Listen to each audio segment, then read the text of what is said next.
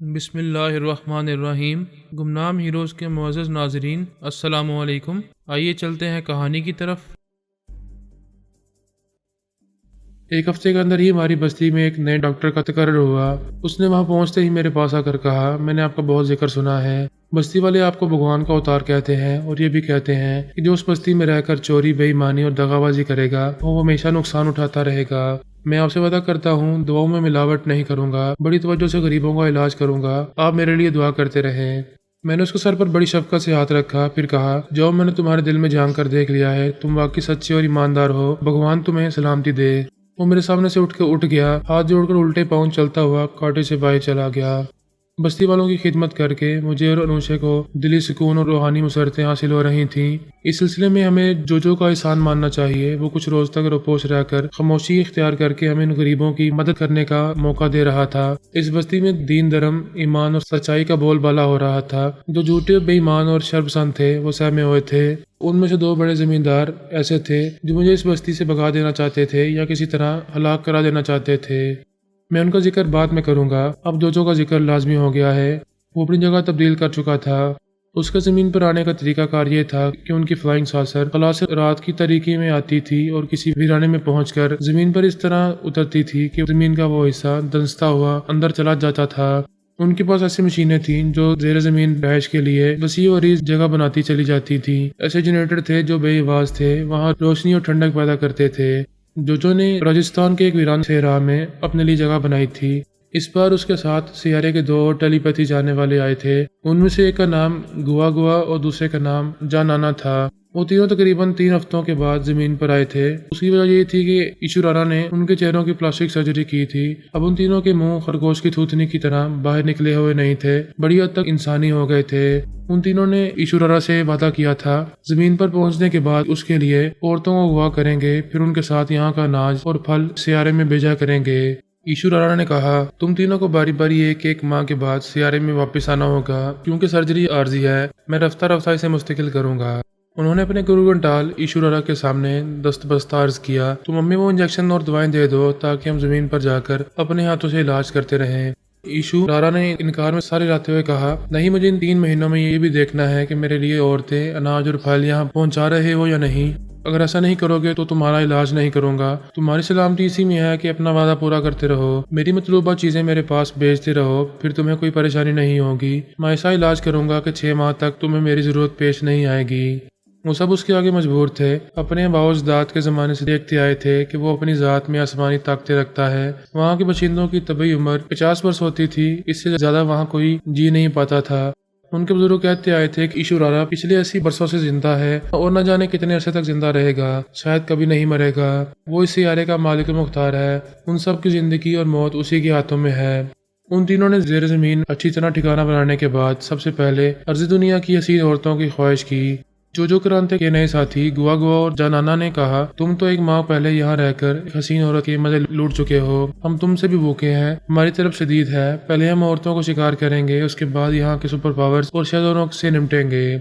جو نے کہا، عورتوں کو حاصل کرنے کا جنون مجھ میں بھی ہے، لیکن ہمیں ایشورارا کو نہیں بھولنا چاہیے۔ اگر ہم نے اس کے لیے عورتیں، پھل اور اناج نہ بھیجے تو وہ ہمیں سخت سزائیں دے گا، ہماری زندگیاں موت سے بدتر ہو جائیں گی۔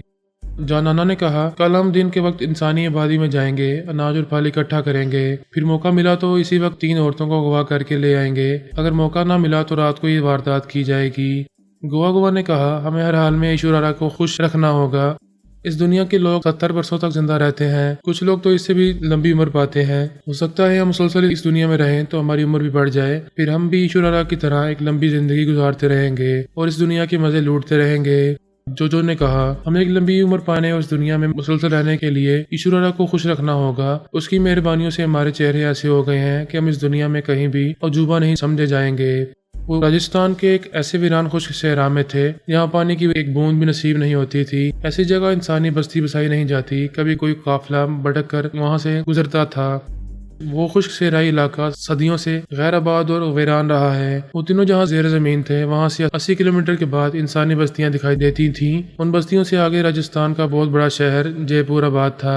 جے پور ان کی خفیہ پناہ گاہ سے تقریباً 70 کلومیٹر کے فاصلے پر تھا۔ یہ فاصلہ طے کرنے کے لیے ان کے پاس گاڑیاں نہیں تھیں۔ ایسے وقت وہ اپنے دونوں پاؤں جوڑ کر کھڑے ہو جاتے تھے، ایک ہاتھ سینے پر رکھتے اور پلکیں جھپکاتے تھے، اس کے ساتھ ہی تیر کی طرح اپنی منزل کی طرف چل پڑتے تھے۔ انہوں نے سوچا تھا اپنی مطلوبہ چیزیں حاصل کرنے کے لیے سیدھے جے پور جائیں گے، لیکن پہلے ایک انسانی آبادی کے قریب پہنچ کر رک گئے۔ انہوں نے مختلف چینلز پر ایسی حسین اور جوان عورتوں کو دیکھا تھا جو رنگ برنگی چولی، بلاؤز اور گھاگرے میں بڑے نازو انداز سے مٹک مٹک کر چلتی تھیں اور پنگھڑ پر پانی بھرتی تھیں۔ ایک گگری سر پر اور دوسری کمر پر ایسے رکھ کر ایسے بل کھاتی ہوئی جاتی تھیں کہ وہ سیارے والے ان کے بدن کے زاویوں کو دیکھتے ہی رہ جاتے تھے۔ اس وقت انہوں نے اس بستی میں ایسی ہی سندر ناریوں کو دیکھا۔ وہ ایک پنگھٹ پر پانی بھر رہی تھیں، ایک دوسرے کو چھیڑ رہی تھیں، ہنس بول رہی تھیں، کہیں کوئی گنگنا رہی تھی۔ وہ تینوں درختوں اور جھاڑیوں کے پیچھے چھپے ہوئے تھے، انہیں دیکھ رہے تھے اور سیر زدہ ہو رہے تھے۔ گوا گوا نے کہا، ہاں ہم بھوکے ہیں، ہمیں ایک ہی مل جائے تو بہت ہے۔ جوجو نے کہا، پھر بھیگ رہے ہو، پہلے اپنے لیے نہیں ایشورارا کے لیے سوچو، پہلے ہی مال اسے پارسل کیا جائے گا، اس کے بعد ہماری باری آئے گی۔ جے پور شہر وہاں سے 10 کلومیٹر کے فاصلے پر تھا۔ شہر کے بڑے بڑے مہاجروں نے اس بستی میں اناج کے گودام بنائے تھے۔ وہ تینوں وہاں پہنچے تو سبھی انہیں سوالی نظروں سے دیکھنے لگے۔ اگرچہ اب وہ عجوبہ نہیں تھے، لیکن صاف پتہ چل رہا تھا کہ کسی دوسرے ملک کے باشندے ہیں۔ انہیں اس علاقے میں پہنچانے سے پہلے ان کے دماغوں میں ہندی زبان نقش کر دی گئی تھی۔ جب وہ ہندی بولنے لگے تو بستی والے بڑے خوش ہوئے، ان کی آؤ بھگت کی گئی، انہیں اچھے سے اچھا کھلایا پلایا گیا۔ اس بستی کے مہاجر نے پوچھا، آپ یہاں کس سلسلے میں آئے ہیں؟ جوجو نے کہا، ہم پہلے آپ سے اکیلے میں بات کرنا چاہتے ہیں۔ انہیں اپنے گھر لے آیا۔ اس مہاجن کی 6 جوان بیٹیاں تھیں اور سب ایک سے ایک بڑھ کر تھیں۔ انہیں دیکھتے ہی ان کے منہ میں پانی آنے لگا۔ جانانا نے مہاجن سے کہا، ہم آپ سے 2-4 من آٹا، دال اور چاول خریدنا چاہتے ہیں، لیکن ہمارے پاس ہندوستانی کرنسی نہیں ہے، سونے کی اینٹیں ہیں۔ گوا گوا نے اپنے بیگ میں سے 2-4 سونے کی اینٹیں نکال کر دکھائیں۔ مہاجن کی للچائی ہوئی آنکھیں حیرت سے پھیل گئیں۔ اس نے فوراً سونے کو کسوٹی پر پرکھا، وہ کھرا نکلا تو پھر اسے تول کر دیکھا، ایک ایک اینٹ 1-1 کلو کی تھی۔ اس نے کہا، میں 1 اینٹ لوں گا اور 1 من اناج دوں گا، تم کتنا اناج چاہتے ہو؟ جوجو نے کہا، ہم 6 من اناج اور موسم کے تازہ پھل اور خشک میوے ایک بیل گاڑی پر لاد کر لے جائیں گے، اس گاڑی کی قیمت بھی ادا کریں گے، پھر دوسرے تیسرے دن وہ گاڑی یہاں پہنچا دیں گے۔ اگر تم راضی ہو جاؤ تو ہم سونے کی 10 اینٹیں تمہیں دیں گے۔ وہ فوراً ہی راضی ہو گیا۔ اس نے پوچھا، اتنا اناج تم کہاں لے جاؤ گے؟ جانانا نے کہا، تمہارے بھارت دیش میں بہت سے بھوکے لوگ ہیں، ہم یہ اناج ان میں تقسیم کرتے جائیں گے۔ جوجو نے کہا، ہم چاہتے ہیں ہمارا یہ لین دین راز میں رہے، تم کسی کو نہ بتاؤ کہ ہم اتنا سامان کہاں لے جاتے ہیں اور کیا کرتے ہیں۔ اگر رازدار بن کر رہو گے تو آئندہ بھی یہاں آتے رہیں گے اور تمہیں سونے کی اینٹیں دے کر اناج لے جاتے رہیں گے۔ وہ تینوں اس سے بول رہے تھے اور خیال خوانی کے ذریعے اس کے خیالات پڑھ کر معلوم کر رہے تھے کہ وہ سونے کی اینٹیں حاصل کرنے کے لیے ان کا رازدار بن کر رہے گا۔ وہ 6 من اناج، تازہ پھل اور خشک میوے ایک بیل گاڑی میں لاد کر ان کے ساتھ بستی کے باہر دور تک آیا۔ وہ بہت خوش تھا کہ ان اجنبیوں کو بیوقوف بنا کر کئی گنا منافع حاصل کر رہا ہے۔ وہ تینوں اس کے خیالات پڑھ کر مسکرا رہے تھے۔ ان کی نظروں میں سونے کی کوئی اہمیت نہیں تھی۔ اس دور افتادہ سیارے میں سونے اور ہیرے جواہرات کا اتنا ذخیرہ تھا کہ وہ اس دولت سے ہماری دنیا کے تمام انسانوں کو خرید سکتے تھے۔ فی الحال مہاجن کو خرید کر جا رہے تھے۔ جب وہ بستی سے بہت دور نکل آئے تو انہوں نے بیلوں کو گاڑی سے الگ کر دیا، ان کی رسیوں کو ایک بڑے سے پتھر کے ساتھ باندھ دیا۔ انہیں تقریباً 70 کلومیٹر کا فاصلہ چند منٹوں میں طے کرنا تھا۔ اس بیل گاڑی پر تقریباً 6.5 من اناج، پھل اور خشک میوے رکھے ہوئے تھے۔ انہوں نے اس گاڑی کے نیچے آ کر اسے اپنے سروں پر اٹھا لیا، دونوں پاؤں جوڑے، سینے پر ہاتھ رکھا، پھر پلکیں جھپکاتے ہی تیر کی طرح وہاں سے اپنی منزل کی طرف جانے لگے۔ وہ بوجھ جیسے ان کے لیے کچھ نہیں تھا، وہ ہوا میں اڑتے چلے جا رہے تھے۔ ابھی ان کی ضرورت کی اہم چیز عورت رہ گئی تھی۔ انہوں نے مہاجن کی 6 بیٹیوں کو تاڑ لیا تھا، دوسری کھیپ میں انہیں لے کر جانے والے تھے۔ بیل گاڑی کا تمام سامان ان کی خفیہ پناہ گاہ میں پہنچ گیا۔ گوا گوا نے سیارے سے رابطہ کرنے والی مشین کو اٹینڈ کیا، پھر اس کے ذریعے ایشورارا کو مخاطب کیا۔ اس مشین کے مانیٹر پر تحریر ابھرنے لگی، اے ایشورارا، ہم نے زمین پر پہنچتے ہی سب سے پہلے تیرا کام کیا ہے۔ ہم اس میں سے کچھ اناج اور پھل میوے اپنے پاس رکھیں گے، باقی سب تیرے لیے بھیج دیں گے۔ آدھی رات کے بعد 6 لڑکیاں بھی یہاں لے آئیں گے، ان میں سے 3 اپنے لیے رکھیں گے، باقی 3 تیرے لیے روانہ کر دیں گے۔ ہندوستانی وقت کے مطابق رات کے 2 بجے فلائنگ ساسر بھیج دے، وہاں مطلوبہ چیزیں تیرے پاس پہنچ جائیں گی۔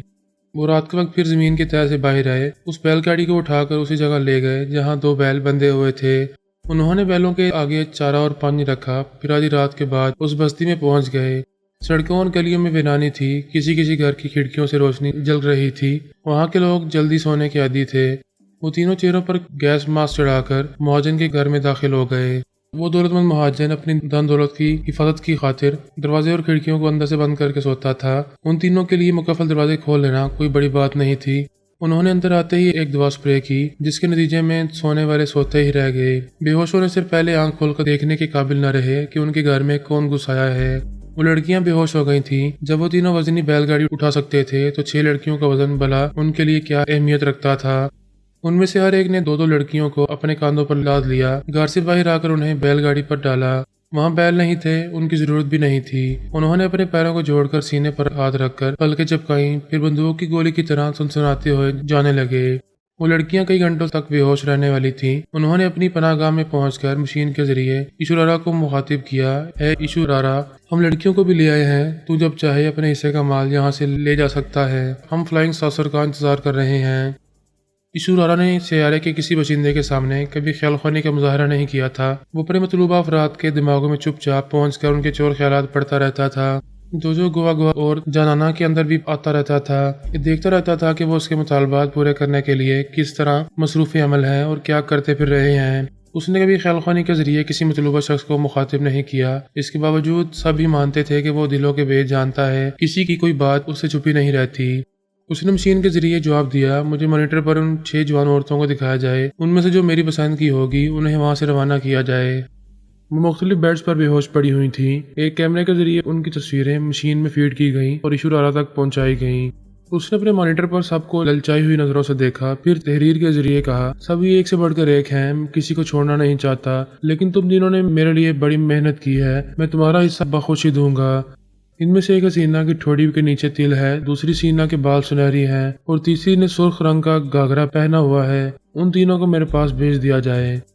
रात को 2 बजे फ्लाइंग सॉसर आई, फिर उन 3 लड़कियों के साथ दूसरा तमाम जरूरी सामान लेकर वापस चली गई। उन्होंने दिन के वक्त इंसानी बस्ती में पहुंचकर जौ की रोटी और बुना हुआ गोश्त खाया था। आइंदा भी खाने के लिए उनके पास अनाज, फल और खुश्क मेवे थे और हवस पूरी करने के लिए 3 लड़कियां मिल गई थीं। वो बेचारियां होश में आने के बाद चीखती चिल्लाती और रोती रहीं। उनकी समझ में नहीं आ रहा था कि अपने घर से उठकर कहाँ चली आई हैं। जानाना ने कहा, ये समझ लो कि अपनी दुनिया से रुखसत होकर हमेशा के लिए आ गई हो। इस पनाहगाह से कभी बाहर जा नहीं सकोगी। यहाँ हर तरह के ऐशो आराम में रहोगी, लेकिन सूरज की रोशनी कभी नहीं देख सकोगी। औरतें तो गाय की तरह होती हैं, जहाँ चाहो हांग कर ले जाओ चली जाती हैं, जहाँ चाहो बांध कर रख लो वहीं बंद कर रह जाती हैं। वो तीनों रफ्ता रफ्ता उनसे राजी हो गईं। वो तीनों उनकी हर जरूरत पूरी करते थे, बड़ी सख्ती से निगरानी करते थे। बाहर जाने से पहले उन्हें हथकड़ियां पहनाते थे, फिर एक लंबी जंजीर से तीनों को अलग अलग बांध देते थे। इस तरह वो एक दूसरे के कमरों तक और किचन तक आती जाती रहती थी। उनकी अदम मौजूदगी में एक दूसरे के साथ वक्त गुजारती रहती थी। वो 2 दिनों के बाद अपनी पनाहगाह से बाहर आए। उन्होंने महाजन के ख्यालात पढ़े थे। 6 बेटियों का एक ही रात में गुम हो जाना कोई मामूली बात नहीं थी। उस बस्ती से लेकर जयपुर शहर तक हलचल सी मच गई थी। पुलिस वाले, इंटेलिजेंस वाले इस मामले की तहकीकात करने उस बस्ती में आए हुए थे। महाजन के बयान से इतना ही पता चला कि लड़कियों को बेहोश करने के बाद अगवा किया गया है, इसलिए कोई चीखो पुकार, कोई हंगामा नहीं हुआ। बस्ती वाले बेखबर सोते रहे और नामालूम मुजरिम उन लड़कियों को उठाकर ले गए। जासूस और पुलिस वालों ने बस्ती के तरफ दूर दूर तक मालूमात हासिल की। रेगिस्तानी इलाके में ना तो कदमों के निशान थे, ना किसी गाड़ी के गुजरने के निशानात पाए गए। उन्हें कई किलोमीटर दूर एक पहाड़ी पत्थर से बंधे हुए 2 बैल दिखाई दिए। उन बैलों को बस्ती वाले पहचानते थे। महाजन उनका मालिक था, लिहाजा उसे ये बयान देना पड़ा कि उसके पास 3 अजनबी आए थे, उससे अनाज खरीद कर और बैलगाड़ी के दाम देकर बस्ती से कहीं चले गए थे। उस महाजन के ख्यालात पढ़ने के बाद जोजो ने कहा, अब हमें बस्ती की तरफ नहीं जाना चाहिए। वहाँ के लोगों ने हमें उस गाड़ी पर अनाज लाद कर ले जाते हुए देखा है। जॉन ने कहा, महाजन के ख्यालात बता रहे हैं जासूस और पुलिस वालों ने उन बैलों को वहाँ इसलिए छोड़ दिया है कि शायद वो अजनबी उन्हें गाड़ी में जोत कर फिर अनाज लेने के लिए बस्ती में आएंगे, और जब वो आएंगे तो उनका सख्ती से मुहासबा किया जाएगा। गुआ ने कहा, दानिशमंदी यही है कि अब हम वहाँ का रुख न करें, जयपुर शहर की तरफ भी न जाएं, क्योंकि बस्ती का महाजन वहाँ भी कारोबार करता है। यहाँ के लोग कभी कभी उधर जाते होंगे। किसी ने हमें देख लिया तो खामखा पुलिस और इंटेलिजेंस वाले हमारे पीछे पड़ जाएंगे। वो तीनों अपनी पनाहगाह में लौट आए। उन्होंने लड़कियों को जंजीरों से आजाद कर दिया। उनके साथ अच्छा खासा वक्त गुजारते रहे, अपना दिल बहलाते रहे, फिर गैर मामूली मशीनों के पास आकर बैठ गए। जोजो ने कहा, हमें अपने काम की तरफ ध्यान देना चाहिए। तुम दोनों मेरे अंदर आओ, मैं उन काबरीन के दिमागों में तुम्हें पहुंचाऊंगा जिन्हें अपने ज़ेरे असर ला चुका हूँ। वो दोनों उसके दिमाग में आ गए। वो उन्हें अमेरिका और यूरोप के अकाबरीन के अंदर पहुंचाने लगा। फिर उसने कहा, ब्रेन मास्टर उस दुनिया का सबसे पुरस्कार मुजरिम समझा जाता था, कभी कोई उसकी पनाहगाह तक नहीं पहुंच पाया था। हमारी ट्रेसिंग मशीन लाजवाब है, उसके जरिए हम उसकी तमाम पनाहगाहों तक पहुंच सकते हैं। वो पुरस्कार मुजरिम भी मेरा ताबेदार बन चुका है। उसने हमारी दुनिया में आकर जितनी कामयाबी हासिल की थी और जो नाकामियां उसके हिस्से में आई थी, उन सब के बारे गुआ और जाना को तफसील से बताने लगा। आखिर में उसने कहा, फराद के सिलसिले में बार बार नाकामी मिलती रही है। इसकी दो वजूहात हैं। एक तो ये कि फराद भी हमारी तरह कहीं रोपोश रहता है। जिस तरह हम ट्रेसिंग मशीन के जरिए उसे तलाश नहीं कर पा रहे हैं, इसी तरह वो हमें रूहानियत के जरिए तलाश करने में नाकाम हो रहा है। अगर उसे हमारी इस खुफिया पनाहगाह का इल्म हो जाए तो वो आज ही हमें इस जमीन के नीचे दफन कर देगा, बाहर निकलकर सियारे तक जाने नहीं देगा। जाना ने पूछा, और दूसरी वजह क्या है? वही रूहानियत है। ये रूहानियत क्या है, अब तक हमारी समझ में नहीं आ रहा। अगर ये जादू की तरह कोई अमल होता तो हम अब तक उसका तोड़ निकाल चुके होते। गुआ ने कहा, हम यहाँ के जादूगरों को जानते हैं। वो किसी मतलूबा फर्द पर जादू करते वक्त तरह तरह के मंत्र पढ़ते हैं। क्या रूहानी अमल के दौरान ऐसा कुछ नहीं किया जाता? मैंने सुना है मुसलमानों के पास कोई आसमानी किताब कुरान मजीद है। वो पांचों वक्त इबादत करते हैं, उस आसमानी किताब की आयतें पढ़ते रहते हैं। हमसे मुकाबला करते वक्त वो इस किताब के कुछ हिस्सों को पढ़ते होंगे। उन आयतों में यकीनन कोई तासीर छुपी होगी, इसलिए मैं उनके मुकाबले में नाकाम होता रहा हूँ। जाना ने कहा, तुमने बताया है फराद की बेटी ब्रेन मास्टर के मुकफ्फिल दिमाग में घुस आई थी। ये तो नामुमकिन सी बात है। किसी भी टेलीपैथी जानने वाले की सोच की लहरें योगा जानने वालों के मुकफ्फिल दिमाग में नहीं आ सकती। फिर वो कैसे आ गई थी? जोजो ने कहा, अली ने ब्रेन मास्टर को ये कहकर मेरे खिलाफ भड़काना चाहा कि मैंने उसे असाबी कमजोरी में मुब्तला किया है और उसके दिमाग के दरवाजे खोल दिए हैं, इसीलिए वो उसके अंदर आकर बोल रही है। इस बात पर मास्टर मुझसे बदजन हो गया था। जोजो ने अपने दोनों साथियों को देखते हुए कहा, वो बाप बेटी बहुत ही चालबाज हैं। मैं समझ रहा था अली ने उसकी बीवी मोनिका को अलाकार बनाकर उसे असाबी कमजोरी में मुब्तला किया होगा। मैंने ख्याल खानी के जरिए मोनिका के चोर ख्यालात पढ़े, उसके बेटे जॉर्ज रिचमैन के भी पढ़े। पता चला वहाँ किसी को भी अलाकार नहीं बनाया गया था और न ही मास्टर को असाबी कमजोरी में मुब्तला किया गया था। तब यही बात समझ में आई कि उन लोगों ने रूहानियत के जरिए उसके दिमाग के अंदर जगह बनाई है और उसे मेरे खिलाफ भड़काया जा रहा है। यानी अब वो मास्टर तुमसे बजन हो गया है, आइंदा तुम्हारा ताबेदार बनकर नहीं रहेगा। जोजो ने कहा, उसका तो बाप भी ताबेदारी करेगा। उसके इकलौते बेटे और बीवी की जान मेरी मुट्ठी में है। जाना ने कहा, ये हम अच्छी तरह समझ गए हैं। अमेरिका यूरोप के अकाबरीन हो या ब्रेन मास्टर, हम हर जगह दुनिया के हर खित्ते में कामयाबियां हासिल करते रहेंगे, बड़े बड़े शाहजहानों को अपने ज़ेरे असर लाते रहेंगे।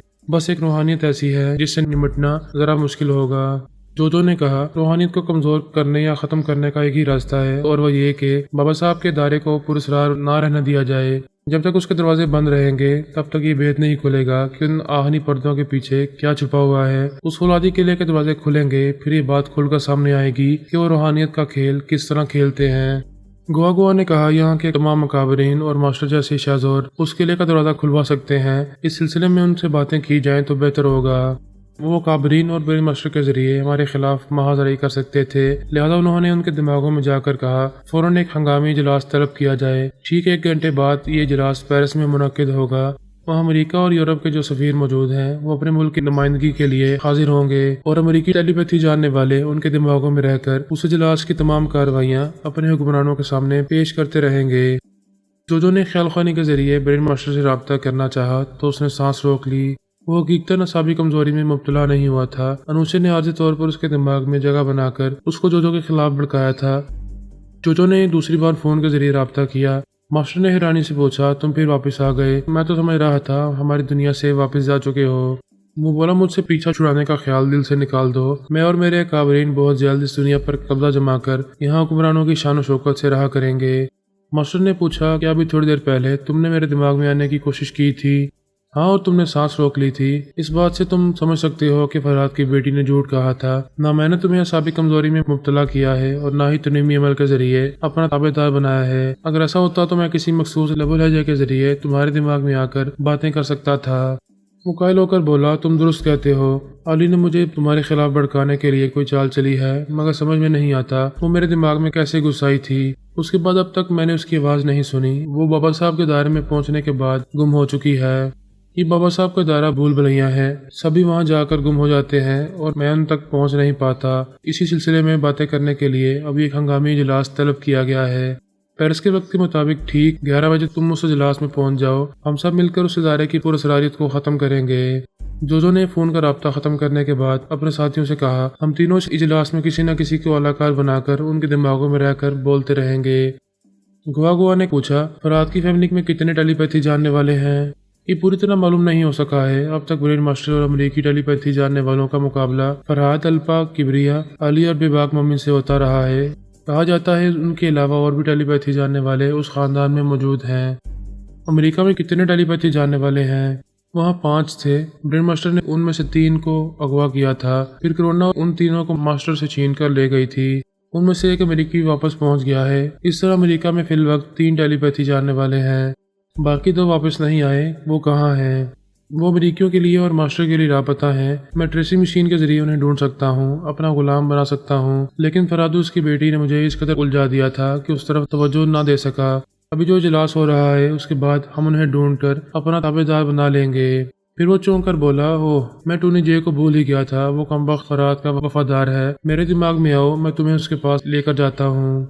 उन दोनों ने उसके जरिए टोनी जे के अंदर पहुंचना चाहा। उसने फौरन ही सांस रोक ली। वो तीनों अपनी जगह दिमागी तौर पर हाजिर हो गए। जाना ने कहा, जो तुम तो कह रहे थे वो तुम्हारा ताबेदार है, तुम उसके अंदर जा सकते हो। वो नागवारी से बोला, मेरी चंद दिनों की गैर हाजिरी में उसने निजात हासिल कर ली है, लेकिन बचकर कहाँ जाएगा? ट्रेसिंग मशीन उसे ढूंढ निकालेगी, मगर ये सब कुछ इजलास से फारिग होने के बाद किया जाएगा। मैं और मेरी पोती बस्ती वालों के मामलात में मसरूफ थे। अनुषा ने बताया, ग्रैंडपा, जो एक तवील खामोशी के बाद फिर मैदान अमल में आ चुका है। उसके हुक्म से पेरिस में एक इजलास हो रहा है, आप फौरन वहाँ पहुँचे। हम दोनों वहाँ पहुँच गए।